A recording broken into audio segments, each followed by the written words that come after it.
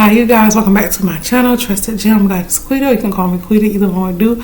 I answer to both. Please like, share, subscribe, donate, all that good jazz. If you want to book a reading with me or one-on-one section is in the description box below. All the information you need.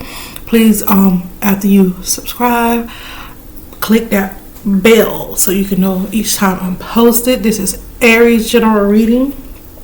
It's an extended Celtic cross reading for the sign of Aries in December.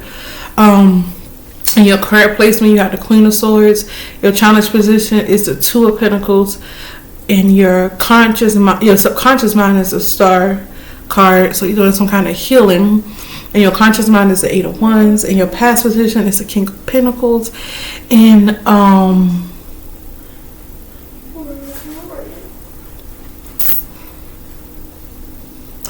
And your advice or your attitude is the Ten of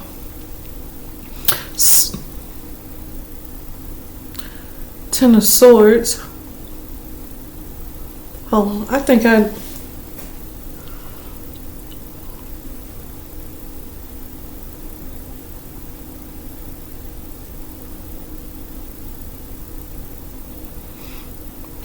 in your current situation is the Queen of Swords.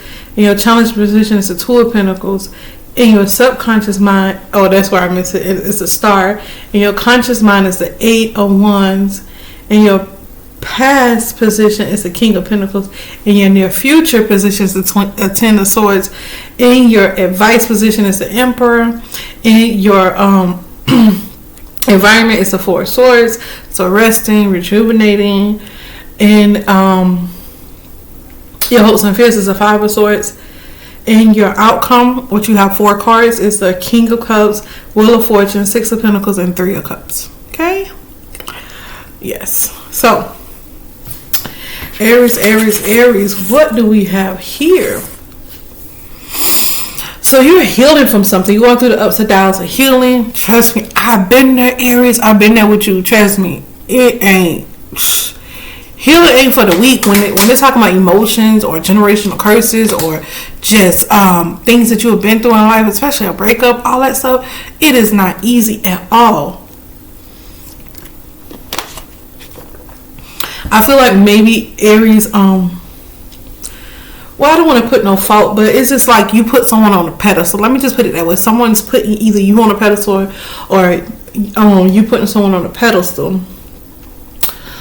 But it's the events, whatever's happening, it's gonna happen quick. It's whatever happened in the beginning of it has potential to happen all through December, but most likely at the beginning for most Aries, whoever this is for, it's gonna be a quick turn event. So when you are healing, things can change.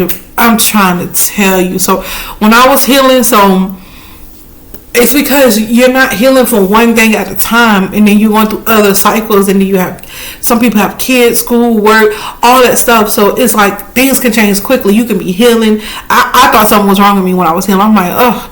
And then when I tapped into the spirit realm, they was like, no, you're healing. This is the process. And I'm like, okay, am I going crazy? And you can feel like you're going crazy because everything goes so fast. And I have to sit back and analyze and write things down and how I feel. And that's why I feel like for you Aries, because you are a fire sign, that you need time out to really process, because you're more of a hot-headed sign, of a mover.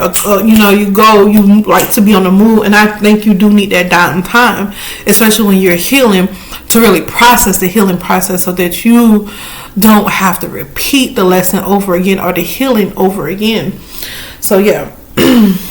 Someone is going to help you with your business, probably somebody older or a masculine energy, or it could be a man or a masculine energy. Take it how it resonate. But your position, spirit wants you to stand in your position. The breakup, I feel like you keep going back and forth, ups and downs with your emotions, and it's making you emotionally unstable. That's why the healing is going. That's why the healing. I feel like we all go through that phase after a breakup. I don't know if it's a breakup or whatever. It doesn't really say. But Spirit is saying whatever that you had to leave and heal from, you need to stand on that stance, that position. You need to stay in position. You need to feel one way about it. You need to get to a point where you're not crying and then laughing and then overthinking and all that. You need to have a solid emotion. That's what spirit is saying. But overall, you're emotionally comfortable with a position, with a thing. See, this is, I feel like I'm reading for two different areas. One Aries is emotionally comfortable. Another Aries is like going through healing up and down. So it's like two, and then the one who's healing is you're extremely tired. That's why I say you need rest time. When I was healing, I slept a lot. I slept a lot. When I say a lot. Now that I've been out of my healing process of generational curses, trauma, boyfriend trauma, all that stuff, I sleep 4 hours. And I'm not always in a good mood, but like I can easily pick myself up. I feel myself like getting sad and I'm like, what am I sad for? Or if somebody make me mad, I can easily just come out of it because I've healed. And I think that's what spirit is trying to teach you, how to pull yourself out of those ups and downs with those emotions and become emotionally stable. And I think that's what you might be a little bipolar. It's okay, especially if you have a death in the family. That's okay.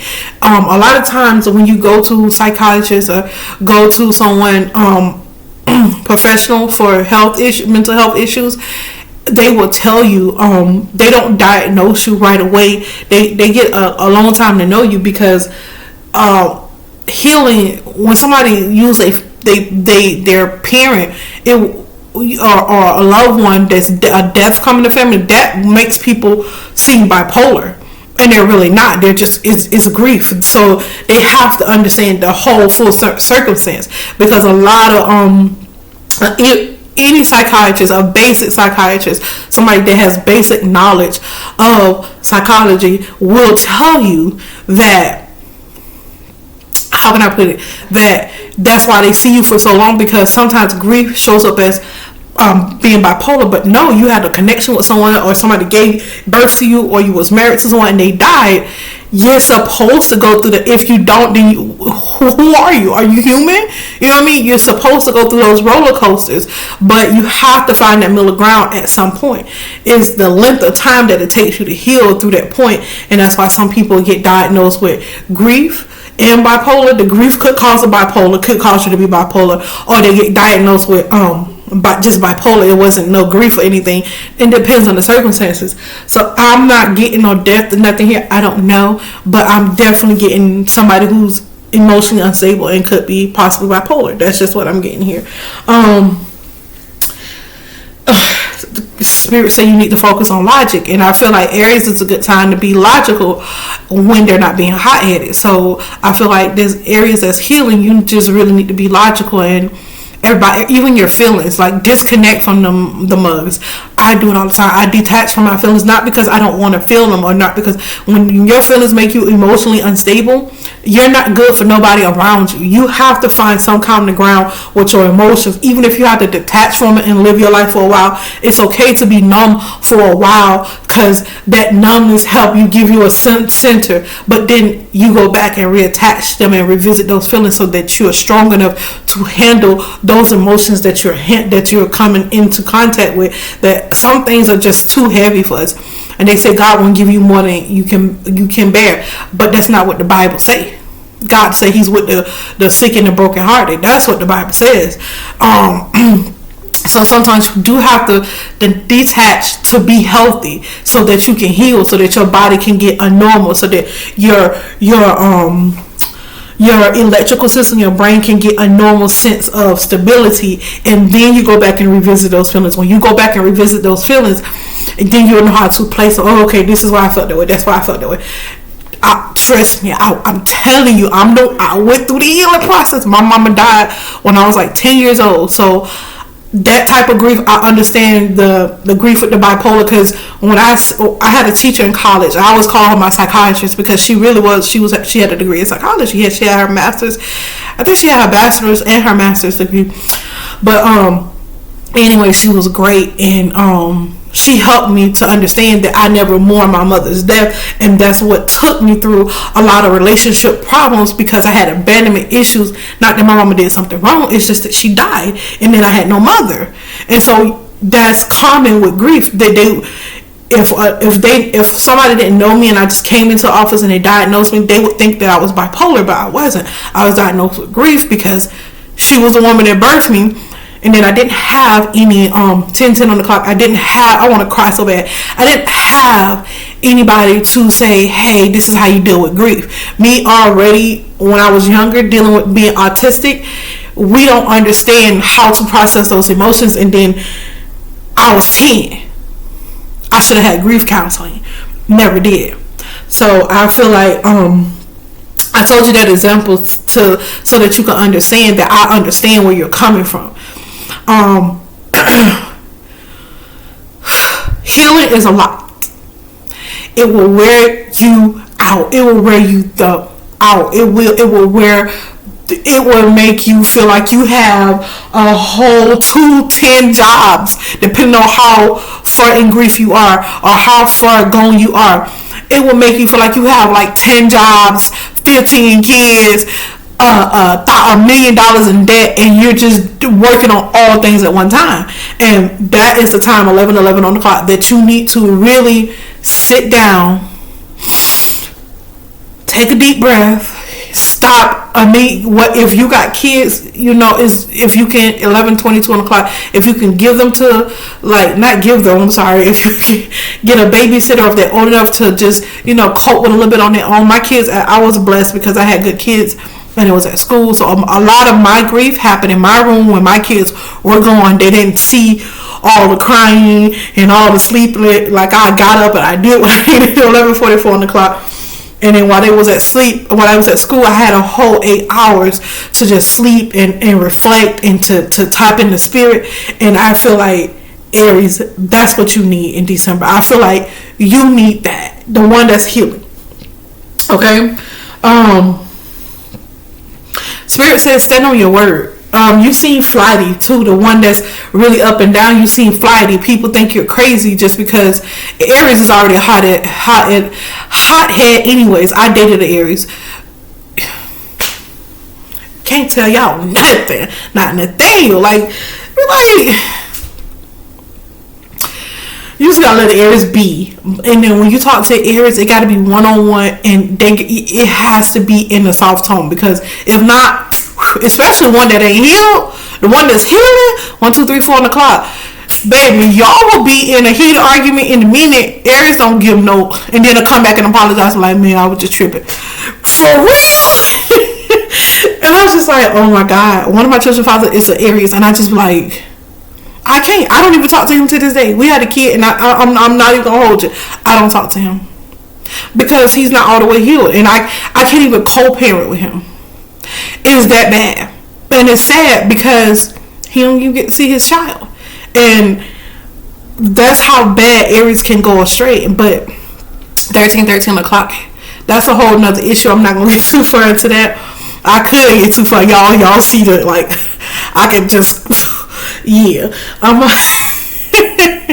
So yeah, Aries, y'all, baby, y'all need a lot of love and a lot of understanding, a lot of patience. Aries men, I don't know about women, I don't date women, so I could just say Aries. I dated an Aries man.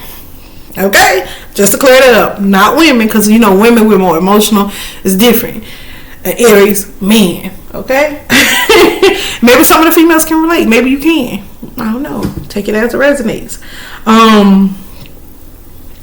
You're being with someone else. I don't feel like the one that's healing is probably with somebody, or could be being with somebody else, but wishing they can being with one person, wishing you could be with somebody else. Okay, I've been there. I ain't judging you. I've been there, Aries. I have Aries in my chart. I have, believe it or not, I have a little Aries in my chart. You know what I mean? It be like that. We go through them stages. It be like that. You're like, but to be fair, the guy that I was like that with, I told him, like, I'm going through something. Like, dude, listen, I'm going through something. You don't want me right now. I straight up told him that. and he wanted me even more. And I was like, okay, you're gonna be somebody. I forget the word I said. I can't even think of it right now. I say you're gonna be I'm just gonna use you to get over this person, so you just might as well let me be alone. And he was like, I like you, you cool, you down to earth, I don't see what problem old boy had with you. Like, Cancer was just running game, like, made me feel myself. I ain't even gonna lie, I was feeling myself. He might be. I lived. Don't judge me. I lived.